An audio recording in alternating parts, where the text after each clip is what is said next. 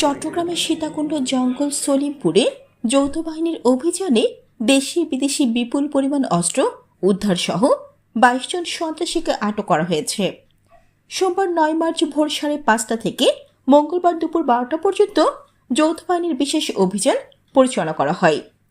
অভিযানে বাংলাদেশ সেনাবাহিনী, চট্টগ্রাম জেলা police, Chittagong metropolitan police, RAB, BGB, APBN সহ আইনশৃঙ্খলা রক্ষাকারী বাহিনীর মোট 3183 জন সদস্য অংশ নেন। এছাড়াও 7 জন নির্বাহী ম্যাজিস্ট্রেট অভিযান কার্যক্রমে দায়িত্ব পালন করেন। পরবর্তী অস্ত্র উদ্ধার ঘটনায় সীতাকুণ্ড থানায় 3টি মামলা করেন পুলিশ ও র্যাব।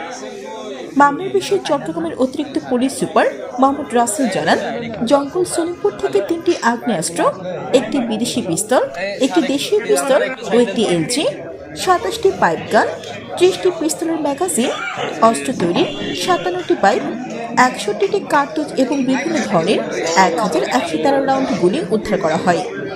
এছাড়া 11টি ককটেল, পাইপ গান তৈরির লেথ মেশিন সহ বিপুল পরিমাণ অস্ত্র তৈরির সরঞ্জাম, দেশীয় অস্ত্র উদ্ধার করা হয়েছে।